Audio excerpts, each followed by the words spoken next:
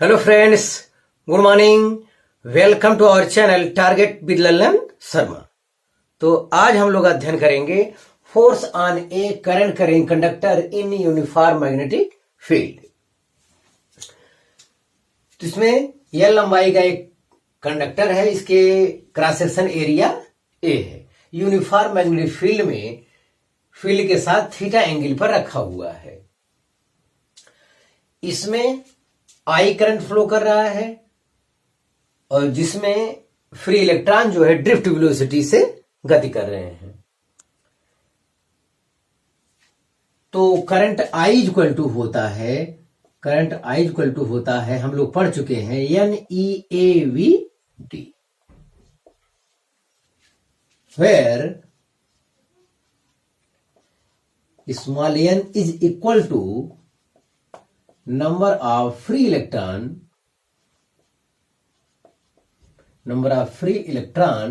per unit volume।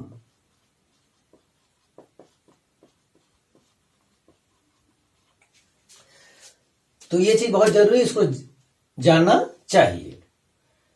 तो यहां पे यही बताया गया कि जब कोई कंडक्टर है उसमें आई करंट फ्लो कर रहा है, उसके क्रॉस सेक्शन एरिया ए है और number of free electron per unit volume small N है, तो उसमें जो फ्री इलेक्ट्रॉन है वो ड्रिफ्ट वेलोसिटी से मोशन करता है। तो ऐसी दशा में current I equal to NEAVD ये रिलेशन होता है। इस रिलेशन की हमें इसके डेरिवेशन में आवश्यकता पड़ेगी।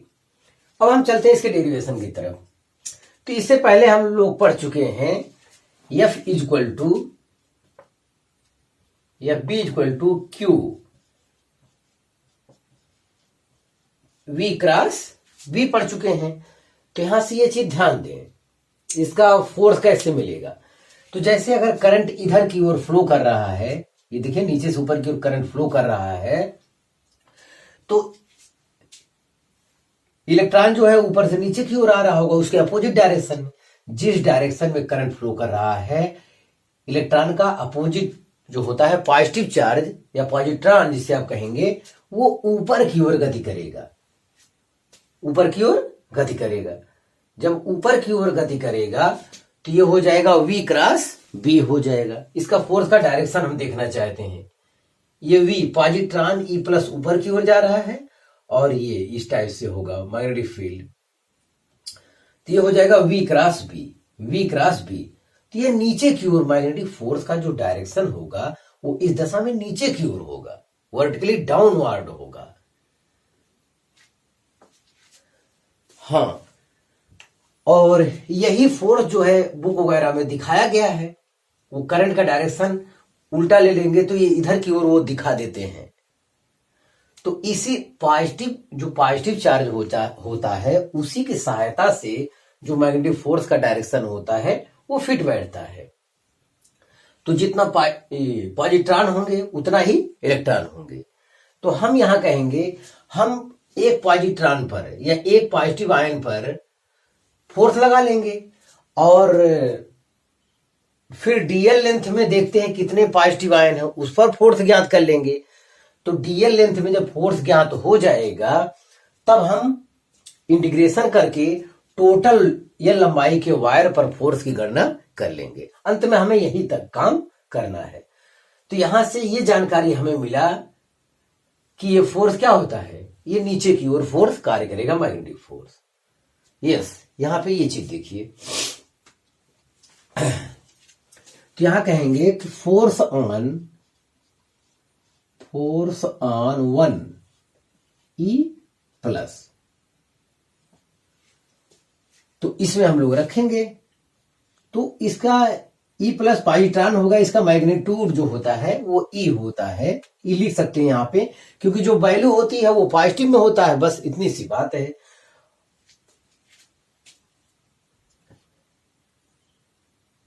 ये हो जाएगा VD क्रॉस B, या इसे कहेंगे EVD B साइन थीटा। तो ये हो गया हमारा एक पॉजिटिव आयन पर लगने वाला बल। तो force on force on all E plus ion in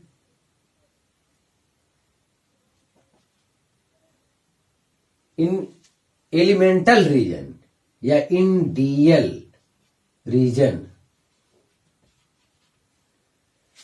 तो इन DL रीजन, इस रीजन में जो जितने पॉजिटिव आयन है उस पर लगने वाला बल, तो जाहिर है कि इसकी तुलना में जितने इलेक्ट्रॉन इस एरिया में होंगे, इस वैल्यू में होंगे, इस लेंथ में, उतने के कारण वहां पे हमें लग जाएगा फोर्स।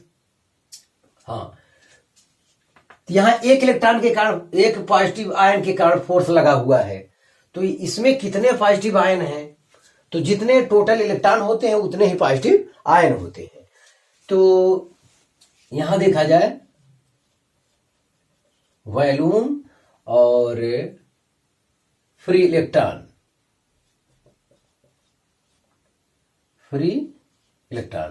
देखिए यूनिट वॉल्यूम में फ्री इलेक्ट्रॉन की संख्या है स्मॉल एन। यहां देखिए number of free electron per unit volume, unit volume में फ्री इलेक्ट्रॉन की संख्या n है, तो जितने फ्री इलेक्ट्रॉन होंगे उतने पॉजिटिव आयन होंगे, उसमें परेशान होने की जरूरत नहीं है। यहां देखिए यूनिट वॉल्यूम में फ्री इलेक्ट्रॉन की संख्या इतना है, तो इतने वॉल्यूम में कितने फ्री इलेक्ट्रॉन होंगे, इतना वॉल्यूम निकाला कैसे जाएगा? वॉल्यूम होता है एरिया इंटू लेंथ, एरिया तो ए है, क्रॉस सेक्शन एरिया क्या है? ए है, और लेंथ कितना? dl length. तो ये यूनिट वॉल्यूम में n इलेक्ट्रॉन, इतने वॉल्यूम में ज्यादा इलेक्ट्रॉन, ज्यादा हो जाएगा, तो यहां हो जाएगा NaDl, इतना इलेक्ट्रॉन टोटल हो जाएगा। तो यहां एक पॉजिटिव आयन पर इतना फोर्स लगता है, तो इतने के बराबर पॉजिटिव आयन पर कितना फोर्स लगेगा? तो जाहिर है कि इतने से हम क्या कर देंगे? गुणा कर देंगे। तो यहां हो जाएगा NaDl into EVdB sine theta, ये है। तो force on all E positive in DL region, तो इसे हम DF मान ले रहे हैं, क्योंकि अभी ये पूरे वायर पर लगने वाला फोर्स नहीं आया है, इतने रीजन में जितने फ्री इलेक्ट्रॉन है उसके कारण फोर्स आया है। तो इसे थोड़ा क्रम से लिख लेते हैं, NeAVD इकट्ठा कर लेते हैं, NeAVD, और बच रहा है यहां पे B sign theta into DL, इतना हमको मिल रहा है। यही चीज ऊपर लिखा गया है। अब force on current carrying conductor,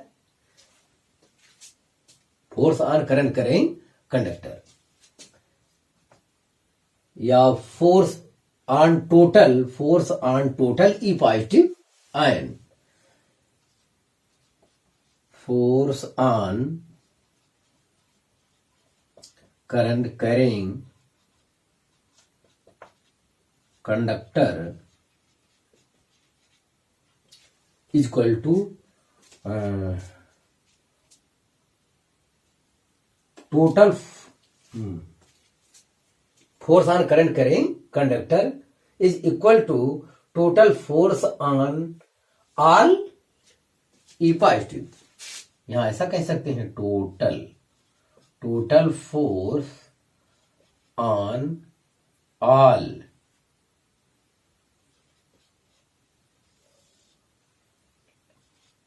E positive, total force on all E positive in conductor, हाँ, इन L लेंथ,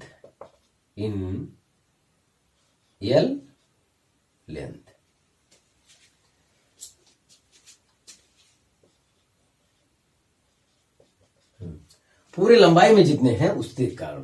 तो चलिए ठीक है, अब इसे हम कैसे ज्ञात करें?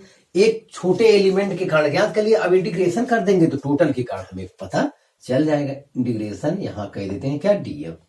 चलिए अब वैल्यू रखते हैं, वैल्यू में ये सब है NeAVD, B साइन थीटा और ये हो गया डीएल। तो इंटीग्रेशन के लिए ये है कि जो चीज कांस्टेंट है बाहर कर लिया जाए। तो जो ये ब्रैकेट में लिखा है ये भी कांस्टेंट है, बी कांस्टेंट है, साइन थीटा भी क्या है कांस्टेंट है, क्योंकि थीटा की वैल्यू कहीं बदलने वाला नहीं है। तो जो कांस्टेंट वैल्यू है उससे हम लोग बाहर निकालेंगे, तो हो जाएगा N E A V D B sine theta और ये हो जाएगा डीएल। ये डीएल एक है जो वेरिएबल है, डीएल डीएल डीएल डीएल ले लेके पूरा वायर हम एक बार कवर कर लेंगे। 1 डीएल का इंटीग्रेशन एल होगा, एल मतलब पूरा लेंथ हो जाएगा। यस, हाँ, इसके स्थान पे अब हम ये लिख सकते हैं आई, इसीलिए वो चीज वहां पे लिखा गया था, I B sine theta into L हो जाएगा।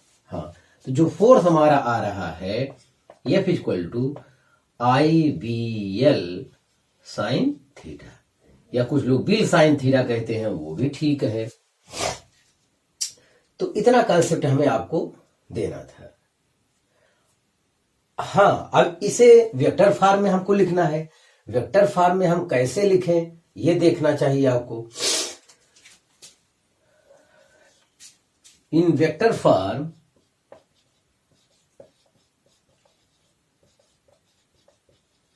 वेक्टर फॉर्म में ये होता है वेक्टर एफ इक्वल टू आई, तो स्केलर है, आई स्केलर है, उसे बाहर किया जाए, और ये है vector L cross vector B.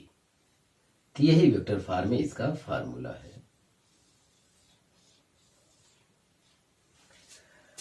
अब एल क्रॉस बी क्यों सही है, बी क्रॉस एल क्यों नहीं सही है, ये चीज आपको मिलान करना पड़ेगा। इसकी सहायता से जो इनवर्ड हमने मैग्नेटिक फोर्स ज्ञात किया था, इसकी सहायता से भी वही चीज आना चाहिए। तो चलिए एल वेक्टर तो करंट के डायरेक्शन में डीएल वेक्टर या एल वेक्टर लेते हैं, करंट के डायरेक्शन में ध्यान दें। तो एल वेक्टर हमारा हो जाएगा, ये एल वेक्टर हो जाएगा और ये बी है। तो फिर जब हम लेंगे तो L cross B vertically downward, मत इसीलिए एल क्रॉस बी सही। अगर आप बी क्रॉस एल लेंगे तो ऊपर की ओर हो जाएगा, एक नीचे की ओर होगा, तब बराबर करने के लिए हमें नेगेटिव साइन का प्रयोग करना होगा। तो जो आप इससे पहले ही आप फोर्स पढ़ चुके हैं, इस वी क्रॉस बी के कॉन्सेप्ट से जब हम मैग्नेटिक फोर्स का डायरेक्शन मिलान करते हैं या एल क्रॉस बी से मिलान करते हैं तो दोनों दशाओं में सेम आता है। तो आप इसे कॉपी कर लीजिए। हाँ फ्रेंड्स, देखा जाए स्पेशल केस में अभी हम लोग पढ़े I B L sine theta. तो यहां पर हम देखेंगे पहला वाला case, if theta equal to 0 और 180 डिग्री। तो मतलब अगर आपका जो करंट कैरिंग कंडक्टर है, अगर वो मैग्नेटिक फील्ड के डायरेक्शन में है, मैग्नेटिक फील्ड के डायरेक्शन में है या अपोजिट डायरेक्शन में है, तो ऐसे केस में जो है उस पर कोई फोर्स कार्य नहीं करता है। थीटा इक्वल टू 0 या 180 पर वायर रख दिया जाए तो उस पर कोई फोर्स कार्य नहीं करता है। तो एफ इक्वल टू इस दशा में क्या होगा, 0 होगा, और ये मिनिमम भी है। दूसरा है, अगर आपका ये conductor current carrying wire magnetic field के परपेंडिकुलर रख दिया जाए, तो परपेंडिकुलर रखने पर if theta equal to 90 then F equal to I B L, ये फोर्स जो है मैक्सिमम हो जाता है। तो ये चीज आपको जानना है। अगर करंट कैरिंग वायर जो है मैग्नेटिक फील्ड के परपेंडिकुलर है तो उस दशा में जो फोर्स कार्य करेगा वो अधिकतम होगा। यस, तो हम लोग स्पेशल केस भी पढ़ लिए। अब हम ये देखेंगे कि जो हम लोग हमेशा एल क्रॉस बी करके डायरेक्शन नहीं ज्ञात करेंगे, कुछ रूल दिया है किताब में, हम उसको फॉलो करेंगे। तो आइए देखते हैं। एक रूल दिया है, direction of magnetic force acting on a current carrying conductor, जो हम लोग अभी पढ़े हैं। अब इसका डायरेक्शन कैसे ज्ञात करेंगे, एक कोई रूल दिमाग में बनाइए जिसकी सहायता से आसानी से हम लोग प्रॉब्लम को सॉल्व कर सके। तो एक करंट है, एक वायर ले लेते हैं जिसमें आई करंट फ्लो कर रहा है, इसमें मैग्नेटिक फील्ड ले लेते हैं, मैग्नेटिक फील्ड वर्टिकली डाउनवर्ड ले लिए हैं। अब देखिए यहां पे ये रूल बताया गया है, Fleming left hand rule, Fleming left hand rule. तो ये हमारा लेफ्ट हैंड है, हम लेफ्ट हैंड के ये थंब और उसके बाद की 2 अंगुलियों को इस प्रकार फैलाते हैं कि तीनों परस्पर क्या हो, लंबवत हो, तीनों परस्पर लंबवत हो। तो उसके बाद यहां पे आपको रखना चाहिए, यहां पे देखिए, हाँ, तीनों परस्पर लंबवत हो। यदि अंगूठे के बाद वाली अंगुली यदि अंगूठे के बाद वाली अंगुली मैग्नेटिक फील्ड के डायरेक्शन को इंडिकेट करे और बीच वाली अंगुली कंडक्टर में प्रवाहित करंट के डायरेक्शन को प्रदर्शित करे, तो थंब हमारा फोर्स के डायरेक्शन को इंडिकेट करेगा, तो इस डायरेक्शन में फोर्स कार्य करेगा।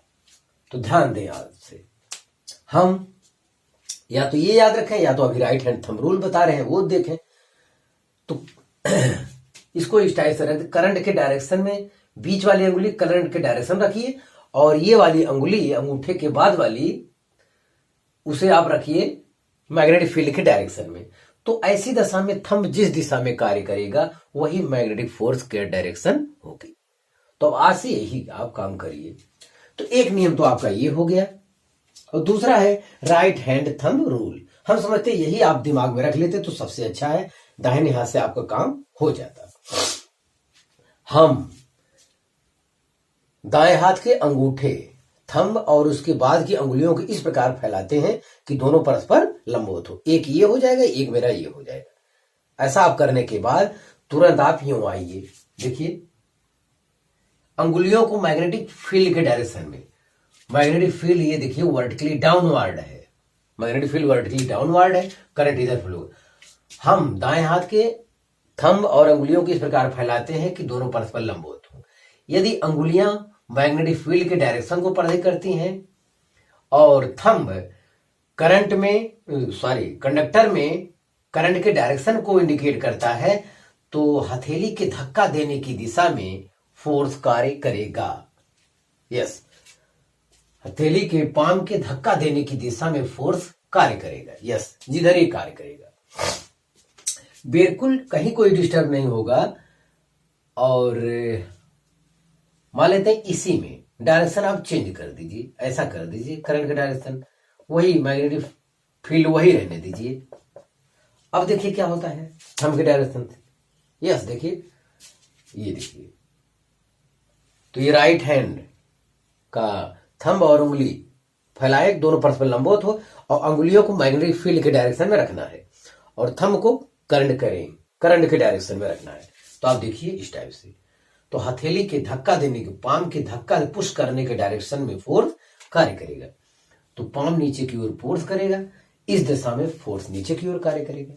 तो मैं नहीं समझता आपको कहीं कोई दिक्कत आने वाली है। तो आप इस टाइप से मैग्नेटिक फोर्स का डायरेक्शन ज्ञात करेंगे। देखिए ये, तो अब हम न्यूमेरिकल लगाने वाले हैं, तो इस कंसेप्ट का हम लोग हमेशा प्रयोग करेंगे। तो आप इसे कॉपी कर लीजिए। हाँ फ्रेंड्स, आज का पहला सवाल देखा जाए, find net force on current carrying wire A B. तो ए बी यहां पे है, ये ए है, ये बी है। देखिए ये वायर यहां से यहां तक ए बी है, तो इसमें आई करंट फ्लो कर रहा है और इसमें आई करंट फ्लो कर रहा है। यस, तो हमें नेट फोर्स फाइंड करना है और यूनिफॉर्म मैग्नेटिक फील्ड में है, मैग्नेटिक फील्ड का डायरेक्शन वर्टिकली डाउनवर्ड है जैसा कि दिख रहा है, और इसके बीच जो एंगल यहां पे है 30-30 करके दिया है, मतलब टोटल 60 है। तो नेट फोर्स पूछ रहा है। तो अभी हम लोग पढ़े हैं राइट हैंड थंब रूल से, देखा है, राइट हैंड थंब रूल से हम लोग फोर्स निकाल लेंगे। तो करंट के डायरेक्शन में थंब को रखें और फिंगर को रखें मैग्नेटिक फील्ड के डायरेक्शन में, तो ऐसी दशा में वो जो पाम है इसके पुश वाले डायरेक्शन में फोर्स कार्य करेगा। तो यहां पे इस डायरेक्शन में फोर्स कार्य करेगा। चलिए यहां तो ये आया, यहां से यहां तक ये डायरेक्शन हो गया। अब ये देखिए, ये यहां पे फिर रखेंगे, थंब रखेंगे करंट के डायरेक्शन में, फिंगर रखेंगे मैग्नेटिक फील्ड के डायरेक्शन में, तो पाम जिधर पुश करेगा वही मैग्नेटिक फोर्स का डायरेक्शन होगा। तो ये मैग्नेटिक फोर्स का डायरेक्शन यूं आ रहा है। अब इसका हमको नेट फोर्स चाहिए, इसका नेट फोर्स चाहिए। नेट फोर्स के लिए हमको फिगर अलग से बना लेना चाहिए। हाँ, तो यहां से देखिए, ये हम पीछे मिलाएंगे तो यहां कहीं हमको मिल रहा है। ठीक है, अलग से ही बनाते हैं। तो यहां देखिए, अलग से जब आप मिलाओगे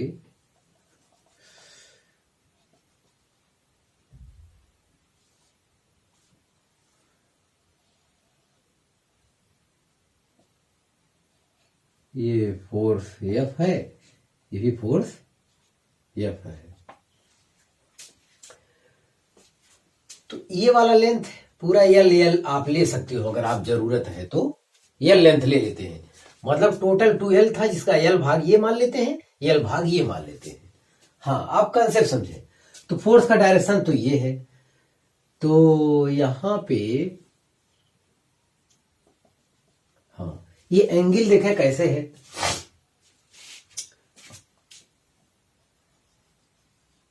क्लियर करें तो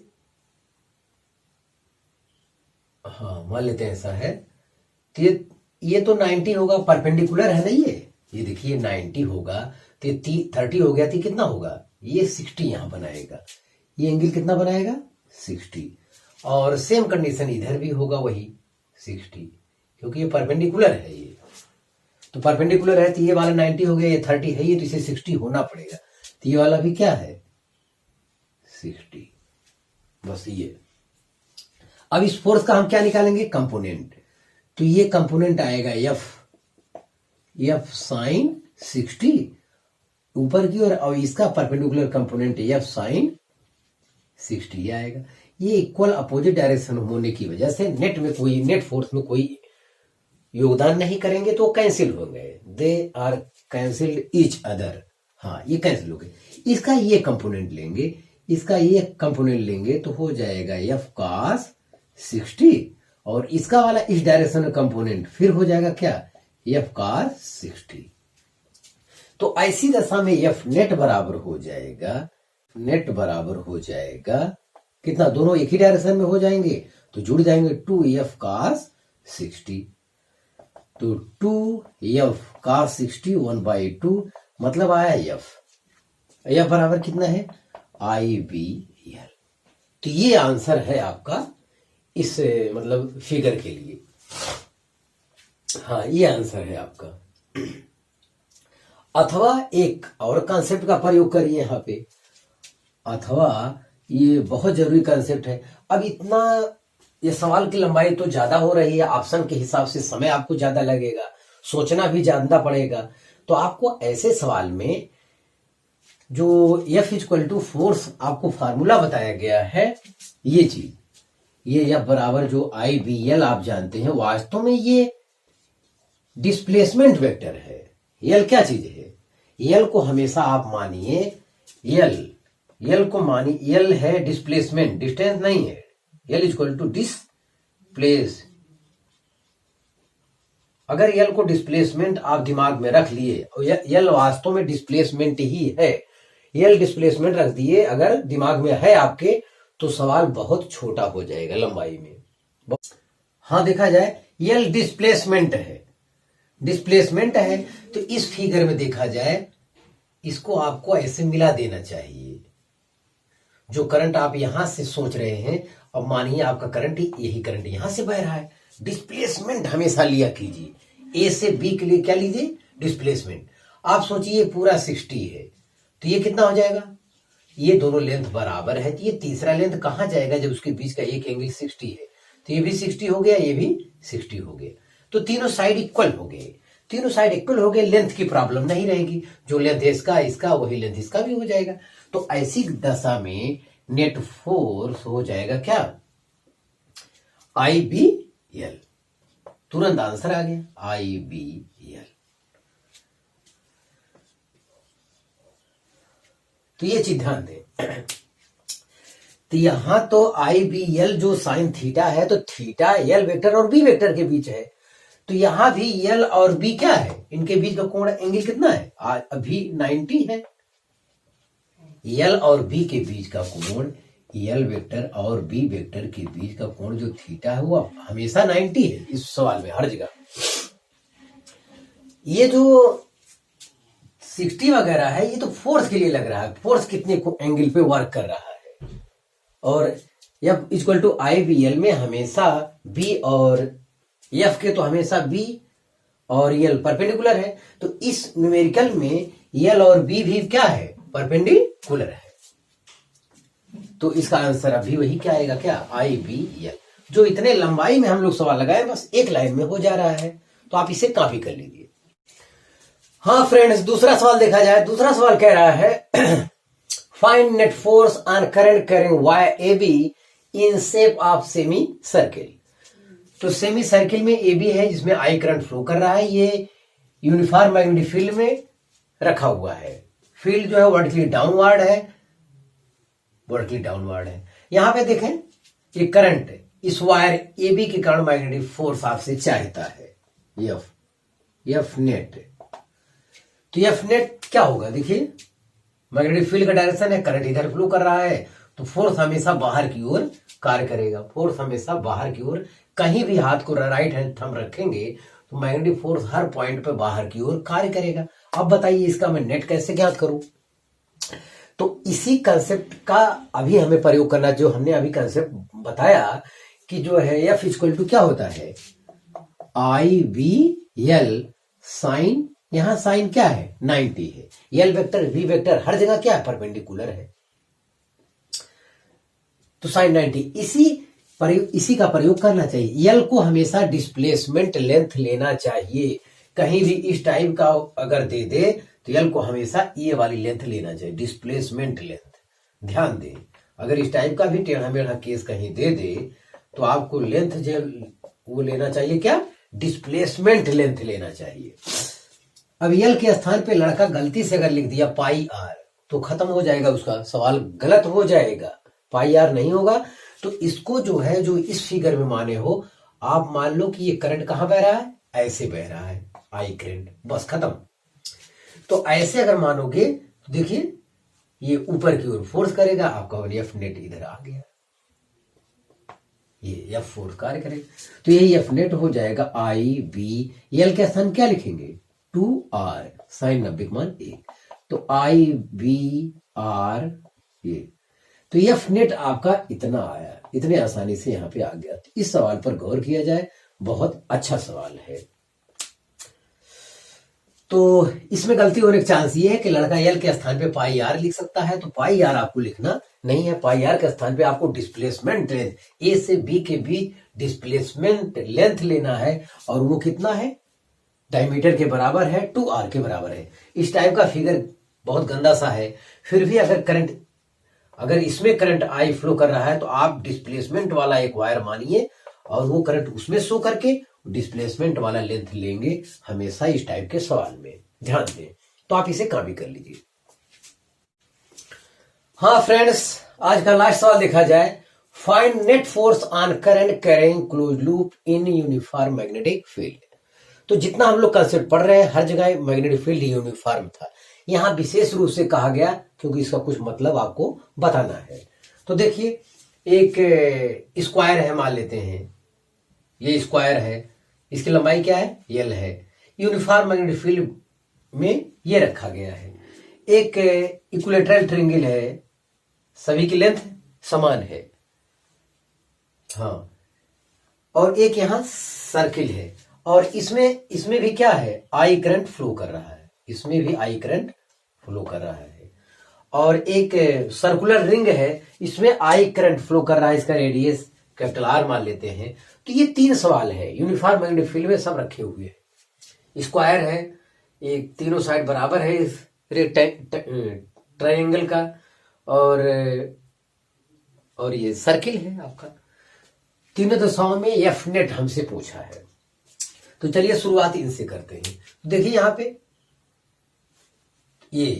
पे हाथ रखेंगे तो फोर्स इधर, यहां पे रखेंगे फोर्स इधर, यहां पे रखेंगे फोर्स इधर, तो नेट फोर्स क्या आ रहा है, सभी अपोजिट डायरेक्शन हो रहे हैं, तो नेट फोर्स आपका क्या आएगा, 0 आएगा। तो F net is equal to I B L sine 90,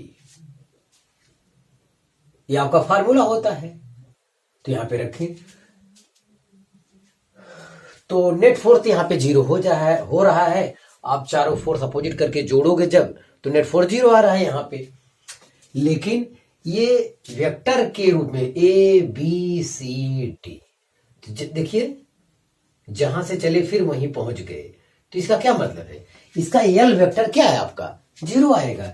L vector 0 की वजह से आई बी एल के स्थान में क्या लिखेंगे, 0 साइन 90 मान 1, तो आंसर कितना आएगा, 0। अगर वो, इसका मतलब है कि force on current carrying close loop in uniform magnetic field is always 0, ये हो रहा है। यहाँ पे क्लोज लूप कोई रखा हो तो आप वेक्टर के कंसेप्ट से उसे समझिए, जहां से चल रहा फिर वहीं पहुंच जाएगा। तो ऐसे केस में उस पर नेट फोर्स हमेशा क्या होगा, 0 होगा। आपको निकालना ही नहीं चाहिए सॉल्व में। अब देखते हैं, ये ट्रिंगल पे आइए, हर जगह फोर्स नीचे की ओर, फोर्स ऊपर की ओर, फोर्स ऊपर की ओर, तो ये इस टाइप से 3 फोर्स लगेंगे इक्वल अपोजिट। अब बताइए नेट फोर्स क्या आएगा, सब बाहर की ओर, सब बाहर की ओर। तो वैसे भी सब बराबर फोर्स रहेंगे, एक दूसरे के इफेक्ट को क्या कर देंगे, कैंसिल कर देंगे, नेट फोर्स 0 आएगा। उस हिसाब से भी अगर एल वेक्टर के हिसाब से देखें, A B C in close loop में करंट फ्लो कर रहा है, यूनिफॉर्म मैग्नेटिक फील्ड में है, तो एल वेक्टर यहां पे क्या आएगा, हमेशा 0 आएगा। ऐसे केस में जहां क्लोज लूप हो, यूनिफॉर्म मैग्नेटिक फील्ड में रखा गया हो, तो उस पर कार्य करने वाला नेट फोर्स 0 होगा।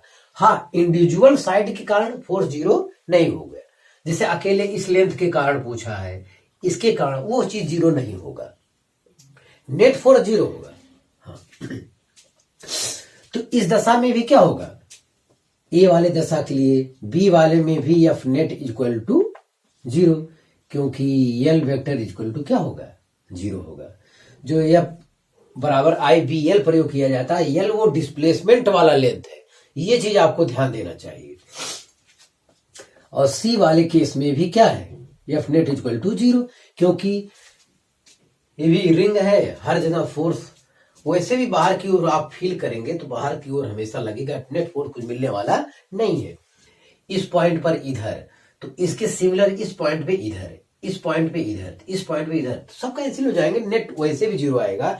लेकिन आप वेक्टर के रूप में अगर देखना चाहते हो तो एल वेक्टर का डिस्प्लेसमेंट, एल का जो डिस्प्लेसमेंट है वो हमेशा क्या आएगा, डिस्प्लेसमेंट लेंथ जो है हमेशा 0 आएगा, इसलिए इसका फोर्स क्या होगा, 0। तो जो आपके काम का है वो ये नोट में आपको लिख लेना चाहिए, वो ये है नेट फोर्स ऑन